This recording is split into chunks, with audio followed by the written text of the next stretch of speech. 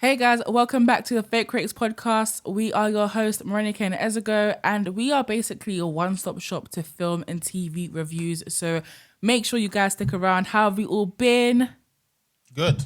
It's been a good week. Good week? Really good week. It's been a stressful week for me personally.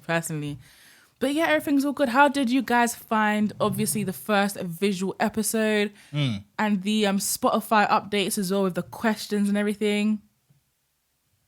Yeah.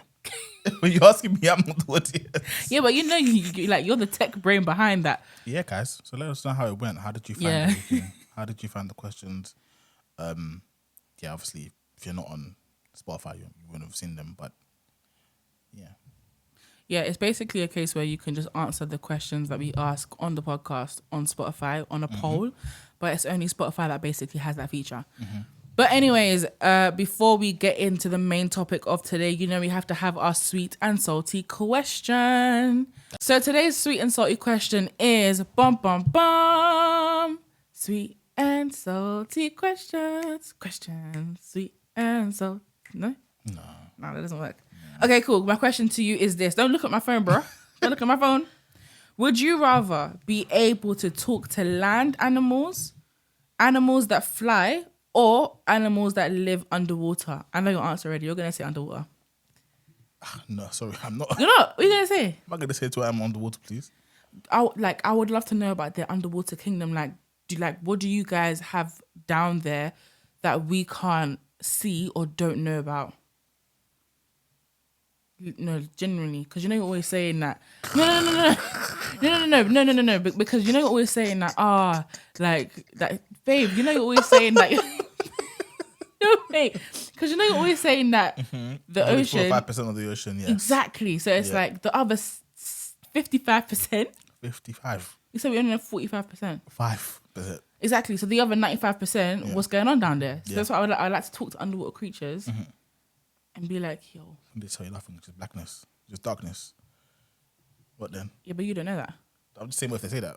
Yeah, but we don't know that. That's why I'd be able to talk to them. Because I'm not being funny. But if the reality of it is just so underwhelming, it's just like... Because what animals fly? Pigeons. What are we gonna honestly, pigeons would be so fun to chat to. They're just so weird. Like, there's just the most random creatures just everywhere, get to have a good oversight of things. I don't know. I feel like being able to see things from the top down is always good. So... But you can look out of the window of a helicopter or a plane. Okay, but how often am I on a helicopter? I mean, if you get your money up, you can be on the helicopter every week, mate. Do you get what I'm saying? But I feel like bird's eye perspective, we can do that. You know, like you can also bungee jump, you can skydive. So birds, like animals that fly. Yeah, animals that fly, yeah. I find them more interesting. Really? Yeah. But what about like lions, like land animals? Because we can see them and see what they do. I don't really find... Yeah. Nah. Okay, so for you, it's animals that fly. It's just a different perspective, do you know what I mean? Like being able to see things from the sky. Yeah. Yeah. Okay, I'm going to go for, what do you call it? But to be fair, your sea creature thing is pretty that's what I'm saying. Like, it's actually... That's an interesting perspective, to be honest. Exactly, literally, because... they can open us up to a world that we don't know about. Yeah. Because we know, or we can see majority of, you know, the animal kingdoms that habitat on land.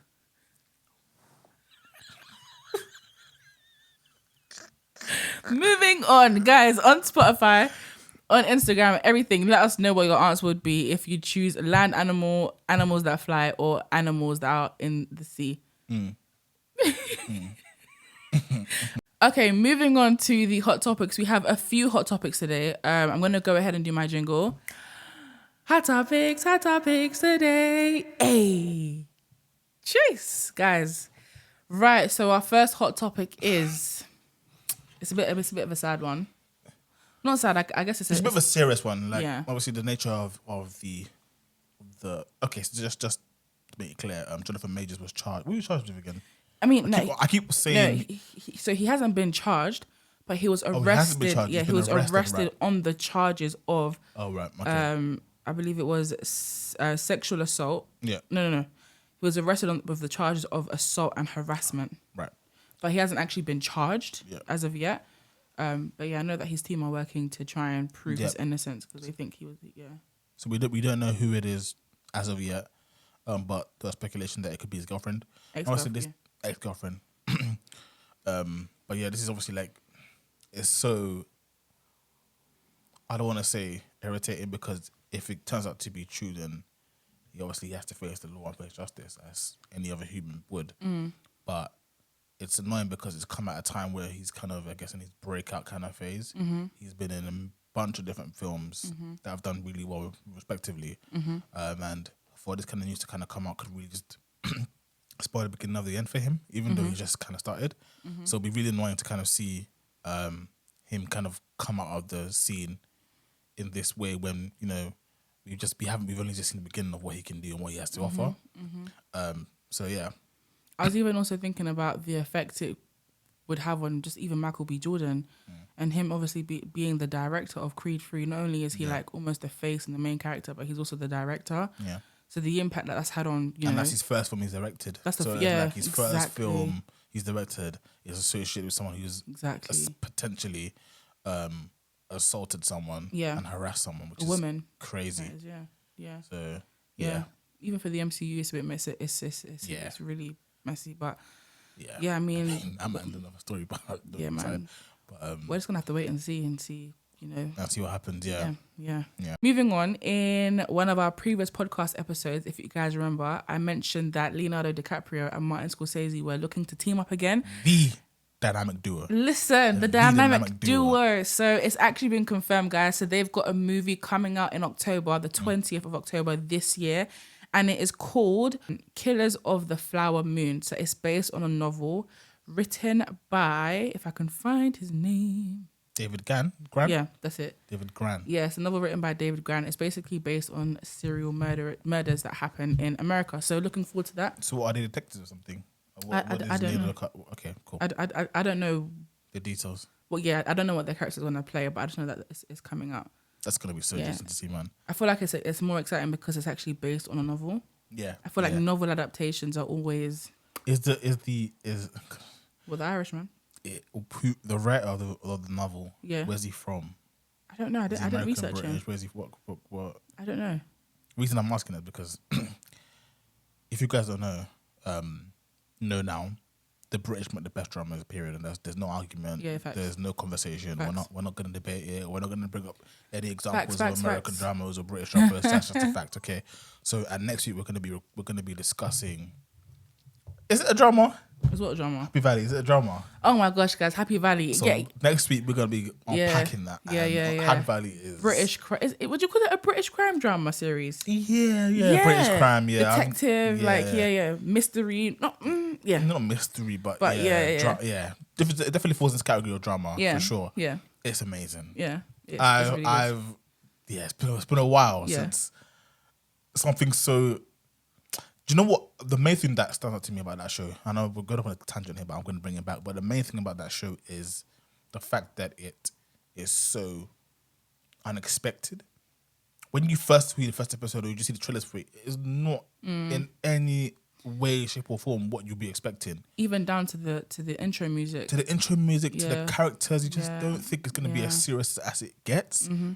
But it has this way of gripping you once you watch the first couple of episodes, and my goodness, it is good. Yeah, I think the biggest thing that grips me, side note, is just like, you know, you have dialogue, but when you have dialogue that's actually relatable, realistic, like dialogue is realistic. Do you know what I mean? Like, I feel like it's really important to storytelling when the dialogue between characters actually, I guess, imitate real life conversations. Yeah. Side note again, for example, when I used to watch Suits, I used to hate the fact that all they would do is shout, make a point, walk off. I'm thinking that's not how people talk to each other in real life. You have conversations. Yeah. So I think not in every situation, but yeah. Yeah, obviously not in every situation. Literally like 90% of the time. 98% of the time. Literally, it was so jarring. All right, second to last hot topic is the fact that Dwayne Johnson, who stars in Moana, has announced that they're going to have a live action version of Moana, and it's really important to him. I don't know how I feel about this. Personally, I don't know how I feel about this. I love Moana. I think it's an amazing film. Yeah, it's an amazing animation. I just don't know how I feel about it being live action. I think I like it because it obviously depicts a culture that we haven't really seen on Disney on live action before. Fair. And I think that's what makes it really important to Dwayne Johnson. I think that angle of Yeah, it. that's what makes it to him important to him, and that's a valid, that's a valid point. But look at it, like, you know, what's the, you know, I do, yeah, because I feel like it done what it needed to do animation wise. Do we need it to come into live action? But what's the harm? there is no harm. They just have to make it good. Yeah, That's just it. yeah. It can't be mediocre, and I'm sure it won't be Yeah. if the Wayne's attached to it like that. So, but I mean, not all of Dwayne's films have been. no, but I think this is different because, like you said, it's Part of his more. culture. It's part of his culture. Do you know what I mean? So he's kind of have that kind of sense of duty to make sure it is A1. So yeah. I hear that. Okay, fair enough. And the last hot topic of today, the MCU. So, Listen, guys, it has been a downward spiral. If you notice, Wakanda Forever was the last thing we spoke about, because mate, we are MCU fans, but mate, it has been God damn. it's been bad. Like it has been a real struggle. Oh my gosh, to say the least. From She-Hulk. No, it's over from She-Hulk. I'm Wait, guys. we actually spoke of She-Hulk. No, we did. No, we were traumatized in the episode, but obviously She-Hulk was still going on at the point when we recorded it. But now it's finished and finished for a while. Yeah. It's just a traumatizing series. Oh. It's just trauma, like just pure unadulterated trauma. That's all that is. Don't watch it. No. Don't waste your time. Real talk. Don't waste your time. Don't waste your time. But for me, I was even going to say, right terrible. from, because the first film that came out post Endgame was Black Widow. From that First film, film. I say, yeah, nice, right off. Because I'm like, if you're going to tell someone's story, tell it from a way that we haven't seen before, but also tell the stories that the character keeps on bringing up during their conversation with other characters. Budapest. What happened in Budapest Where was between Black Widow and Hawkeye? What happened? What was that Till situation? this day. In the Till this MCU, day, we don't know what don't know happened what it in is. Budapest. All we can do is infer from what they've said. I just feel like it was such Terrible. Disjustice. Injustice. It was just so unfair, man. For Black Widow. No. Like- It was actually unfair on Scarlett Johansson because she's Johansson, incredible like, as Black Widow. She is so good at Black Widow, and they just did not give her the credit she was due. Like she did an Iron Man level film, and they just gave her Facts. What did they give her? They gave her. They gave her She-Hulk on a film. Yeah. Terrible. Yeah. I'm trying to think of really bad. Like, that was just They gave her the second rendition of Fantastic Four. That level of film. well, Michael B. Jordan. Where was he in the film, please? Where was Michael B. Jordan Flash? Like that was the most random. What's his name again? Human Torch. That's it. Sorry, I'm Flash. Listen, please forgive her. Sometimes you know. But no, on the hot topic news, they're basically rewriting Fantastic Four. So they've switched writers again, and they're basically rewriting Fantastic Four. But they're saying that they're not going to make it into basically an introduction movie into the superheroes. They're just going to reintroduce the superheroes. That doesn't make sense. So they're not going to do an origin story, is my point. But they're just going to reintroduce the superheroes. And well, not introduce them into the MCU because we've never had them in that context. I guess. Exactly. But I think that's a good thing. Yeah. I think we've had origin stories so many times and it's so many tiring. different ways, and it's just good. We had obviously the original, which was the which best is one. good. Yeah. Then we have Sony's take on it. Yeah. Sony was taking off, but we had the was it Sony? I don't think it was Sony actually, but we had the Michael B. Jordan one, which was just an absolute sham. That film was That was shambolic. just a disaster. Because we actually watched it recently, and we were just like, what is going on? What is in happening? This film? Like, what actually is happening right now? Anyway, so yeah, that's happened. So maybe it being up for and being written is a good thing because I think they need to go back to the drawing board, particularly with the Fantastic Four, because I think the characters in that film are amazing. So bringing them to the best, like, and not in a way that we saw Reed Richards and Doctor Strange. Oh my gosh. Please, none of that. Nah, because obviously I think the same actors maybe, because they've mentioned his name, John is his first name. I can't pronounce his last name, but the person that played Reed Richards in Doctor Strange, he will be. I think he's going to be in it. But I feel like after seeing him in Doctor Strange, I cannot take him seriously. I just can't. So I feel like the writers and directors have a big task on their hands, but apparently the directors are currently aboard remaking the film, and one of the writers that they have on board also co-wrote Snowpiercer. Yeah. And Amazing series. yeah. Snowpiercer is great. Yeah, so Really, really good. I haven't watched that personally, but Yeah, you need yeah, to. yeah. Let's jump on that. So hopefully it's good news hopefully it's good news from the MCU. Again, I have no expectations. I have no hope. But, you know, we will just go and see it and see what happens. Yeah. But moving on to the main topic. Jingle time. Main topic today. Hey. So, ba-dum-bum-bum, bah. Whoa. Sorry, I know. I'm just trying to create jingles at this point. What are we talking about today? Today we're talking about The Last of Us. What was that? The Last of Us. The Last of Us. No. Yeah. Today we're talking about The Last of Us. Yes. So today, we're talking about The Last of Us. The Last of Us is, it was originally a game Yes. that they adapted into a series. And honestly, that is the gist of it. Yeah, man. It was a game that they turned into a show. And it was done really well. Like, it was executed really well, because typically when games are transformed into films or shows, they don't. Yeah, that doesn't end up working out too well. But this was good. Yeah, because This was a really good adaptation. I was gonna say apparently Mortal Kombat was rubbish. I actually didn't even watch that. Like, I just saw so many Yeah. just angry people reviewing it. But the first one that came out back in the day, do you remember the one that came out back in the day when we were younger? Was that Mortal Kombat? It was Mortal Kombat. That one was sick. I can't remember anything you're talking about now. Okay, cool. Mortal Kombat for me personally, like, has always been at arm's length anyway, because the game just used to get under my skin. I actually hate the game. So yeah, like, Why? because have you played Mortal Kombat before? Yes, I have played Mortal Kombat before. You see how you fight? You just Yeah. everything's just robotic. Like, there's no evolution. Like, it's just, Oh my gosh, you know I used to love stiff and stagnant. There's no it's true, it's fluidity to it. It's like one button does what. It's like, no, I'm good, thanks. I will play something else. I play Dead or Alive, or I'll play. Oh my gosh, something Dead or else. Alive. Is that the one that had Eddie? Was that Tekken? That's Tekken, yeah. And Nina. Yeah. Tekken makes more sense. It's Like, Tekken was sick. I hate Mortal Kombat. I'm sorry. I hate that game. I hate the show. I mean, the film. Terrible. Anyway, yeah. Yeah, so The Last of Us stars Pedro Pascal.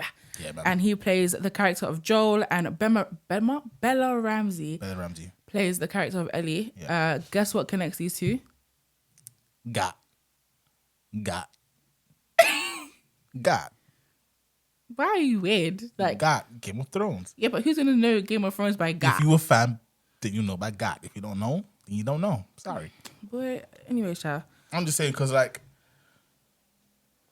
did they ever meet, though, to be fair? No, they never met in the show. They never met in the show, but they obviously Well, both starred in starred. Game of Thrones, and they both died quite soon after they started. Bella Ramsey. Oh, she was a gangster in She that was film. an absolute certified straight up G in Yeah, that man, film. she In that was show, lit. sorry. She was actually really, really lit. She was cold in that film. She I was keep sick. saying film show. Show. But Gat.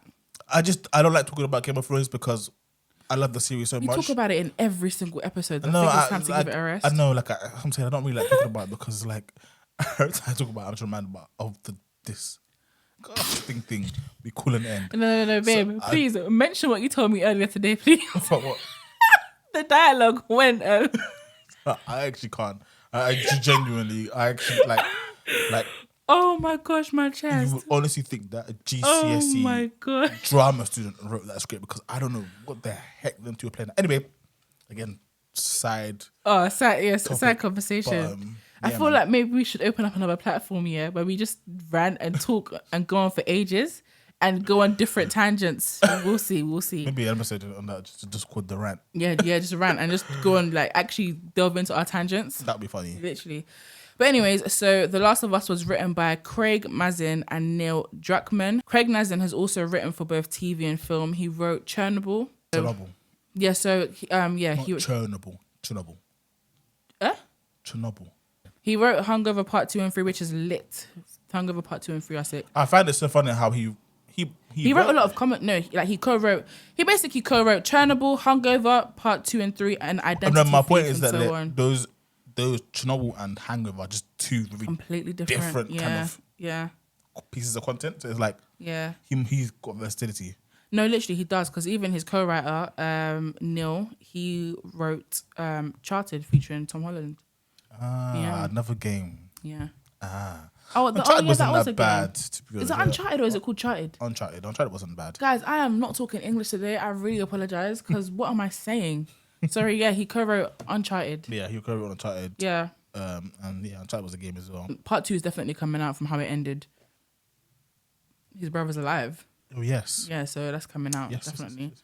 I feel like it was actually quite nice, and it was a nice, diversion from Spider-Man, because they came out around the same time. It was just kind of cool to see him in a different light, Yeah. But yes, so the plot of this series, you basically explained it. So it's a post-apocalyptic drama series based in the United States. So you have this deadly fungi that is kind of mutated and infected humans, and there isn't a cure for it. And whenever it gets into your bloodstream, it's become a zombie essentially. So yeah, do you want to talk about the first episode or nah? Yeah. So we've obviously watched the whole season. So it basically starts off in 2003, and there's an outbreak of the infectious fungus that turns human hosts into deadly zombie monsters, and it basically takes over the whole world. And we start off in episode 1 with them basically having a conversation about the fungus on TV, and then we kind of fast forward in that same episode to when the outbreak begins. And you have Joel, and he has a daughter. It's just him and his daughter, and they're basically just trying to survive. He meets up with his brother, and they're just trying to, get out. But oh my gosh, before we get into the storytelling, it scored 96 on Rotten Tomatoes, and it scored 86 on the audience review of Rotten Tomatoes. But I was going to say, when it comes to storytelling, last week I was talking about how I love the fact that Snowfall was quite slow because it establishes the characters. And I always say, if you've got a show that's quite slow, it's good to press on because it's just working to establish the characters' relationships and stuff. This is the opposite. But the thing is, this is the opposite because it moves so fast. You really get into it, which is what I love about it. But it also it does a good job at... Yeah, it does a good job at actually grounding the characters. And it's like, for example, with Joel, you can feel his love and then his ultimate loss for his daughter. Like every single relationship, emotion is portrayed so excellently, and they didn't build it up over time. Do you get what I'm saying? It's literally the first episode you see. I like. There's something about. I've forgotten the girl's name that acts as his daughter in the first episode.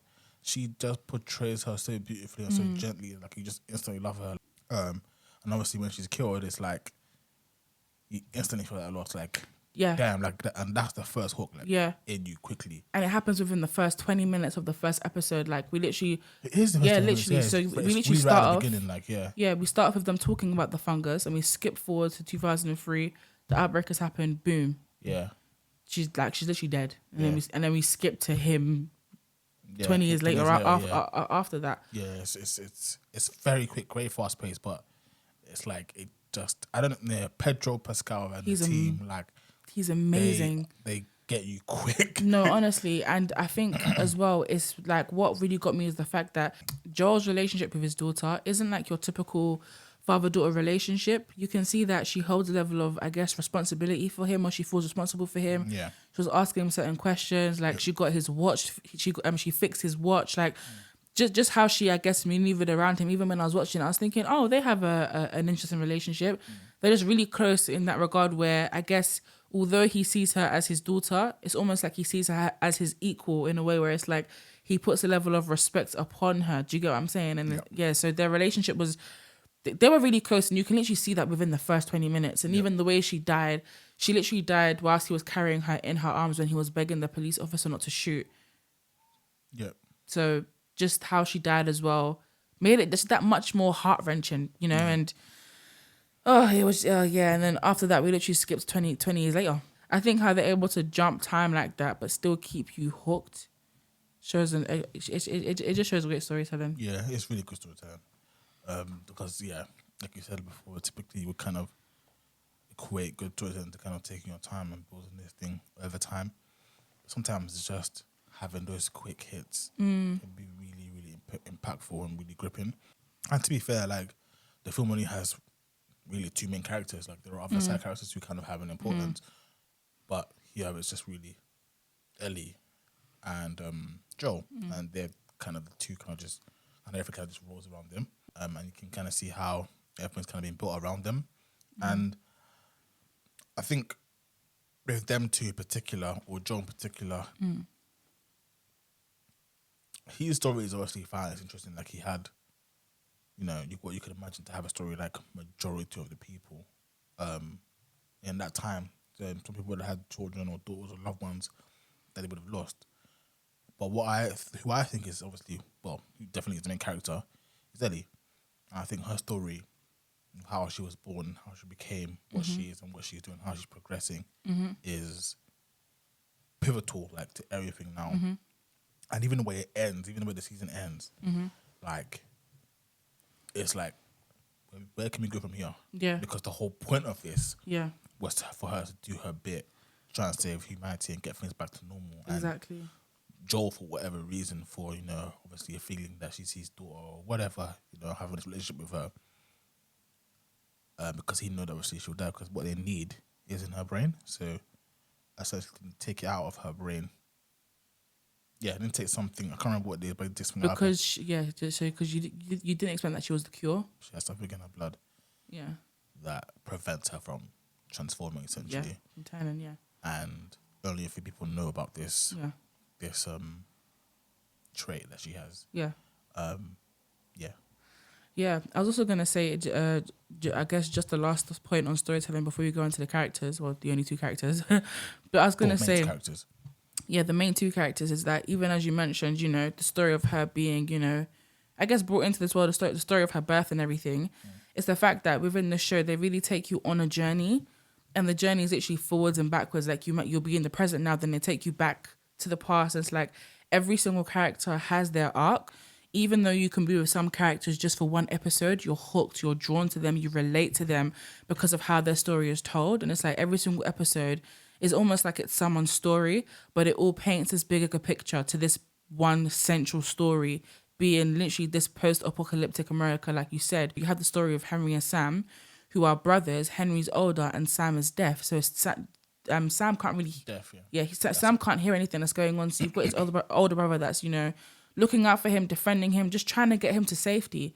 But in the end, he has to shoot his brother and shoot himself because his brother gets infected. So it's like you're only with them for an episode and a half. Yeah. But you're definitely drawn to them because of how they tell each other's story. Yeah. And even with, Ellie's character, and she has her best friend, and her best friend got bitten. Her best friend obviously ends up dying, but you're only with them and you only see their relationship within one episode. But how they're able to, I guess, like, interweave and bring everyone's stories together into this mega story, but you literally feel everyone's loss and pain on that more central level. Even the fact that Joel's brother was able to build a ranch with his wife. So Joel's brother's got a wife now, he's got a child on the way.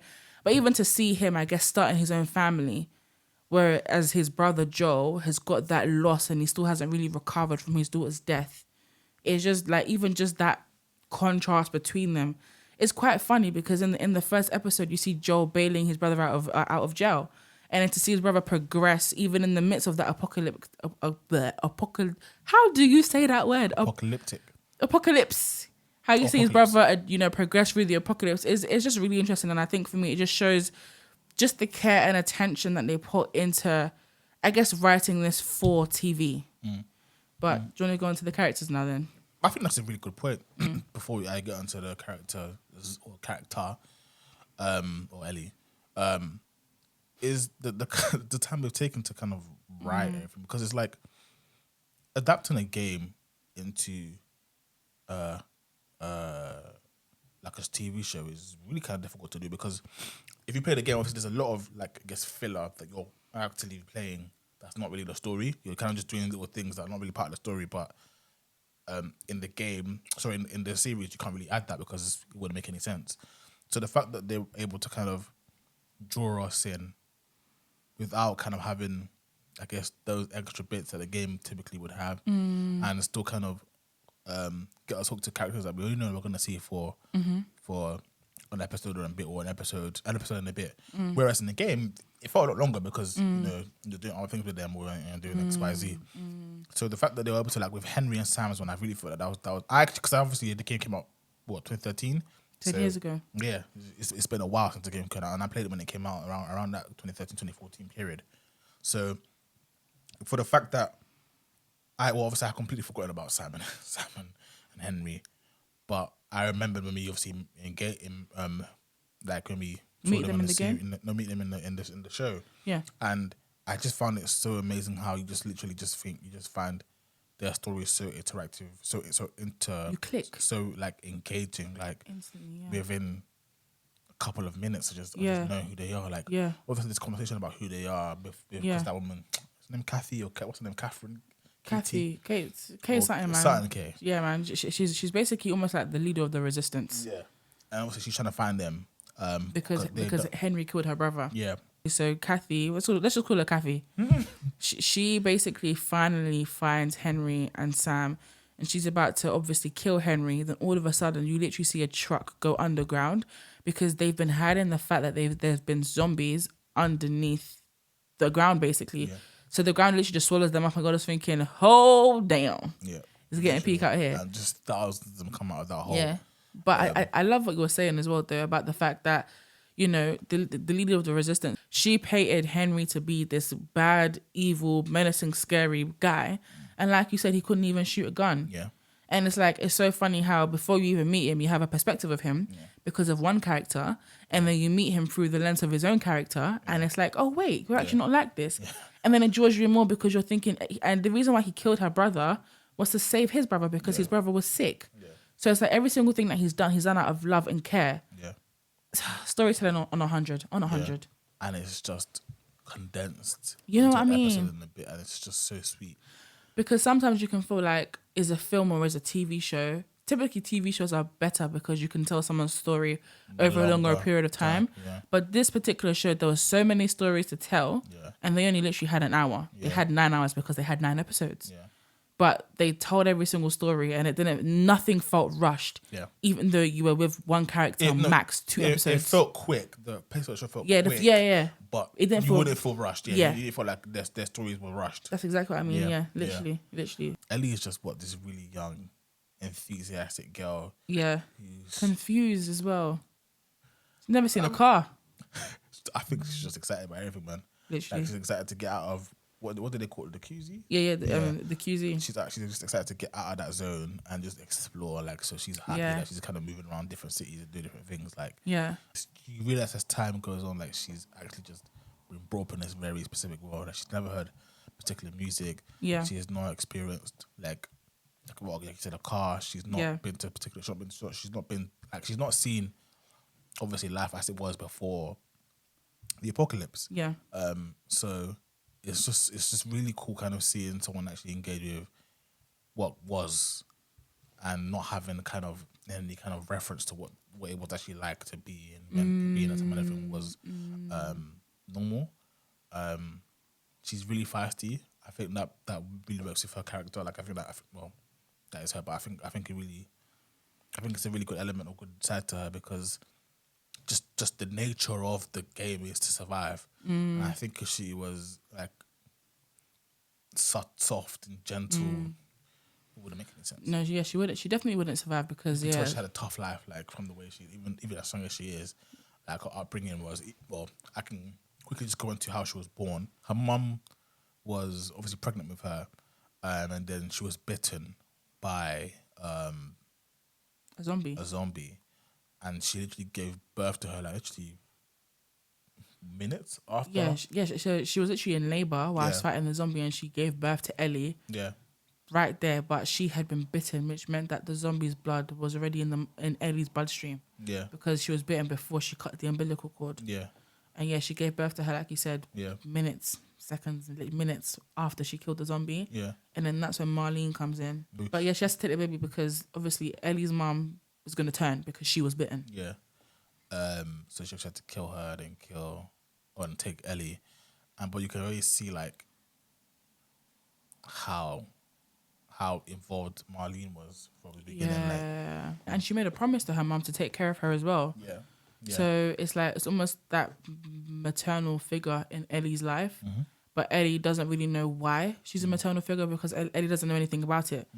she discovers she's a cure because of her, interaction with her friend, but she has no clue. Yeah. She's one of them people where it's like, just you're either gonna like her or you're gonna hate her kind of thing. Yeah. But I think for the most part, you end up liking her because of some of the experiences later on in the show. But you're either gonna like her or not. And she just has this way of just sticking to you and just really holding on and just really making this impression on his character. I wasn't really sure how I felt about her portrayal in the show. But after time I liked it. I liked her grit. I liked the confidence. You literally see her character development from season 1 through, episode 1 to episode 9. She's basically like, as you said, this naive little girl. She's only ever seen the QZ. All she knows is that she needs to be transported from point A to point B. She doesn't even know why. And the whole point of Joel being with her and traveling with her is because he needs to get her to the Fireflies, because they need her to help them find a cure to try and end this apocalypse. But it's like, from the beginning, you see her go on a journey that causes her to be more confident, feisty. And I think the first thing that kind of spun her into that, I guess, more feisty and confident space was I think the death of Sam, because her and Sam really clicked and gelled. And since her friend that got bitten before she met Joel, she hadn't actually had an actual friend within this time. And she really connected with Sam, and they had been through so much, both of them just basically almost dying, doing what you do to survive. And then obviously Sam has to die because Sam tries to bite her because Sam is turned. And it's from there you can see a shift in her character where she just like it's like she's almost telling Joel, let's go, like, come on, let's do this, like, let's finish our journey. And you can see like she's really got into the reality of the situation. Like, exactly. She's no more naive. We can't save them anymore. Like, they're gonna die. People are gonna die, and this kind of thing. She's become this really like gloomy kind of depressed kind of character. In a way. Depressed. She's like really grasped the reality of the situation. Yeah. Because I think up to that point she thought that her blood could really kill everyone, which is why she tried with Sam. Exactly. She tried to save him. That's what it is. Exactly. So she had this kind of perception. Don't worry, like my brother could help you. Yeah. So she done that. Slept, woke up, and he returned. Yeah. So I think it's also that element of just like heartbreak where it's like, I genuinely thought I could help you. Like, I genuinely thought I could save you. Yeah. And you still died. Yeah. And it's obviously before they leave and they bury Henry and Sam, she writes "I'm sorry" on the little logi board that they were writing on, which is quite sad. I don't know what to call it. I thought you wouldn't even clock that I said that. But yeah, she writes it on that board, and then they go about their business. But my point is the fact that board. I was going to say my point is the fact that obviously she's been fighting these battles to get her to the point where she is now, They've fought off so many zombies, so many monsters, even so many people to get to this point. Yeah. And I think the biggest point for her is when, like you said, she meets the two guys, because Joel is sick, he gets stabbed, and she has to find medication, and she comes across these two men. Long story short, some guy's claiming to be a pastor. He tries to rape her so they can make more children. He's secretly feeding his congregation human bodies for them to live on. And she literally has to kill him to fend for herself and defend herself. And I think it was at that point that she just shifted and just said, you know what? Sod this. Let's just get to where I'm going. But I think that was probably the biggest, of course, like the biggest shift in her character where she just, she just changed. You see her mature throughout the whole situation. She starts off as this annoying little girl that has no clue about what's going on, back chatting, all that stuff, to let's get this done. What needs to be done? How can I help humanity? How can I save humanity? Literally. And like you said, so she's obviously the cure. For them to save humanity, they essentially need to lobotomize her. And I think that's so crazy. You can talk about Joel, because, but the decision he makes in the end is so crazy, because you can see how committed she is to the cause of giving her life so that everyone else can live. But that's the thing. She didn't know she was going to give her life. I think that's the part where I have to actually fault Joel, because obviously Marlene didn't actually explain to her life, but I think she was willing to. But that's the thing. But how would we know? She was willing to, because she was like, did they try everything? She was asking a lot of questions. Like, she was asking a lot of questions. She was asking questions like, I don't think I feel like she didn't expect to come out there alive. I feel like she was expecting like just for everything to be better and that'd be fine. But Joel didn't give her that option. She just said, no, you're not killing her, basically. And that's the thing. Even as we move on to Joel, it's like with Ellie, he's found this new sense of purpose because his daughter died. And he's obviously, I guess, begrudgingly gotten close to her. And it says, and as a result, he's come to love her. But it's like he is looking through the lens of his pain, because the whole point of getting her from point A to point B to Marlene was so she could become the cure, or we could use her as a cure. But because of his love for her, he literally shoots up the whole of the Firefly station, kills everybody, including Marlene, and just takes Ellie and escapes to go and buy a ranch with cows. To go and do what? That's the question. It's like, literally to do what? What was your plan here, sir? You know, and I think she doesn't wholly believe him. Yeah, she's definitely aware that he's not being honest with her. But yeah, it's literally like you said, like what can she do? But you know, with Joel, he's lost his daughter. He's essentially lost his brother because his brother is obviously living his own life. He's got a baby on the way. He's got a wife. So it's just really him and himself. But now he's got this newfound love in Ellie, and he takes one. It's almost like they've got a father-daughter relationship again. And you know, he was saying things like, "Oh, you know, I think my daughter would have liked you. You would have liked each other." And towards the end, you can see him talking about his daughter more and you can talking really about see that he's a man that's stuck in the past, because even like literally everything that he does is based off something that anchors him back in the past. Like even the whole reason he went to go and find his brother was because in the past his brother was that kind of person who always required his help, and he couldn't really understand and deep the fact that, listen, like, I'm a fully grown man now. I have a wife and I have a child coming. I'm okay. I don't need you. I don't need you to do all that stuff for me. So I feel like he really grapples with like change and moving on from things and stuff like that. He doesn't know how to really handle. And that's really the whole reason why we're gonna have another season, because of how he sees Ellie. And not kind of, listen, Ellie isn't your daughter, and she's here to kind of, you know, try and be a change agent for the world, really. But yeah, no, he struggles with the past. I mean, can I blame him? Yes and no, but yeah, man. It's like, you know, it's like you can't blame him, because I'm sure every single person has lost someone close to them. But at the same time, it's like, mate, he suffered his greatest loss, which was his daughter. You know, like, we have no mention of who his ex-wife was, or who his wife was, or who the mother of his child was. So I think, I just think he doesn't know how to navigate through the loss. It's literally been 20 years. So I guess you can still say, Joe, it's been 20 years. Like, you have to allow somebody that you actually don't know and have no obligation to make a decision for themselves on what they want to do to help the world. Yeah. But as harsh as that sounds, that's the reality of it. He told her that Marlene didn't make it, but he's basically taken away the one thing that I guess tied Ellie to her mum away from her. So now Ellie has no choice but to rely on him. So we could also look at that and think, do you know what, like, that's actually quite dark. Yeah. But yeah, man, that's what I would say briefly on The Last of Us. On Joel. Oh, sorry, on Joel. I think as a whole, I think it was a really good series. Yeah. I think for what they had, and just looking at the context of it being a game, you know, changed into a series, I think looking at that and looking at what we've seen in the past from other kind of studios and other games, it was done really well.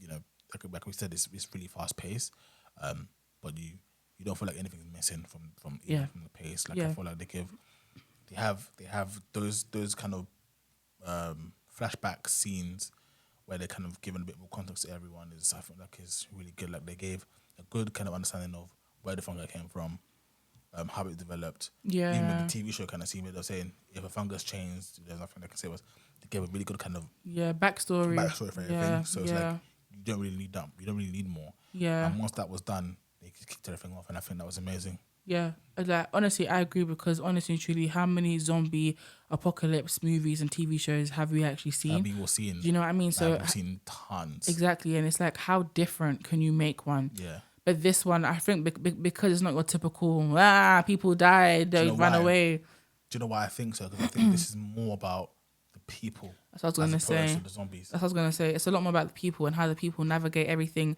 within their lives through this apocalypse. Yeah. I just want to very, very quickly talk about Bill and Frank and their episode. For me, this is what I mean, like, in terms of how things are fast paced, but really taking time to walk you through a couple or relationship or something or situation. They really go through these two meeting for the first time, leading up to the death. And that was all one episode. That was all one episode, right? Mm-hmm. It was one episode. It was one episode, and it was such an amazing, like, It was just so well written. It was well written because, and it was well thought out. It was Yeah. well planned. Like you can well tell that thought they took their time with it. Yeah, yeah, Especially with the fact that they made it a queer couple as well. Yeah. It's like you know with apocalypse movies you don't see that, Yeah. and it's like the way that they represented them with so much love, and they even explored themes like euthanasia, like yeah, you know, yeah. Like their love was so undying and Yeah. so powerful that they Yeah. just thought, you know what, like there's no point in doing this thing without you. yeah. And obviously, given out the additional fact that they were actually in apocalypse, like That's what, like it was so it funny. was such an interesting episode. I loved it. It was really cool, man. Even with I think that the main guy was Bill. So Bill was the person that was living, and he basically just created his whole life in the midst of the apocalypse. You know, he'd go shopping. Like he just basically had a whole system. Yeah. And Frank just came out of nowhere and disrupted it. Yeah. But you just saw him, like, I guess, peel back the layers Yeah. of defense, I guess, or yeah. walls that he had up. Yeah, yeah. And you saw him loved, and it was like he loved him to the point where it was almost scary for him. Even how they wrote Joel into it, and then Joel came back to the house. Ellie read the letter. It's just a whole woven interlude of love. Yeah, no, it was good. It's amazing, man. I think the best Interlude thing. of love. Long. I've been listening to too many albums. I think the best thing that the show does is honestly show just everyone's relationships. You know, like Joel and Ellie, the Bill and Frank, Joel and Bill, Joel and Frank. Just how everyone's relationship plays a big part into this whole story. I honestly, I think they've done it excellently. Yeah. And again, the fact that Just given the short amount of time, you've Exactly. covered a lot. they covered It was 8 or 9 episodes. 9. It was 9 episodes. They covered a lot. Each episode is 1 hour. Like they covered a lot of people. A lot of people. You know, so honestly, props to this show. It was amazing. It was really, really good. It was great. I would wholeheartedly recommend. What rating would you give it? Yeah, I would definitely give it an 8 out of 10. I think I gave it 8.5 out of 10. Yeah. Definitely. Amazing show. But yeah, guys, I'd recommend it. Recommend it. I played the game as well. Game is decent. I ain't playing that game. Who's got time for it? And Last of Us 2 as well. That's a game that's out now as well. And that Oh my gosh, the you games guys. are masterpieces. And this is what I'm talking about. When it comes to storytelling, the games, A1. Amazing. You know why I searched up spoilers? Because one thing about me, if it's getting too tense, I'm going to Google what happens. I'm so sorry. So I Googled a huge spoiler for myself for season 2. But I don't care because I need to be prepared. I'm so sorry. The tension was too much in certain episodes. I said, my G, is this guy going to die because of this stab wound or not? But obviously he doesn't die. But honestly, I thought he was a goner at that point. So you actually need to understand and just sit pretty and just wait. Nah, for me, I can't. Enjoy the intensity. It's part of the game. No. Enjoy it. Yeah. Living it. Embracing it. I honestly, guys, like, I can do intense, but when it gets to the point where it's like I can't breathe, I have to Google it. I am so sorry. Let me know if you do that as well, guys. I'm even going to make it a question on Spotify. Let me know if you Google things when it gets too intense on a TV show or film. But anyways, that is basically it from us. That is our quick review on The Last of Us. Amazing series. Go check it out. Go watch it. Let us know what you think in the comments. Make sure you check us out on YouTube and subscribe to the podcast. Yeah. Follow us on Apple Podcasts, Spotify. Yep. And yeah, give us a follow on Instagram, TikTok, Twitter. Yep. The whole 9 yards. TikTok, Instagram, Twitter, yeah. And YouTube. And YouTube, yeah. Yeah. Cool. But yeah, guys, as always, thank you. Peace and love.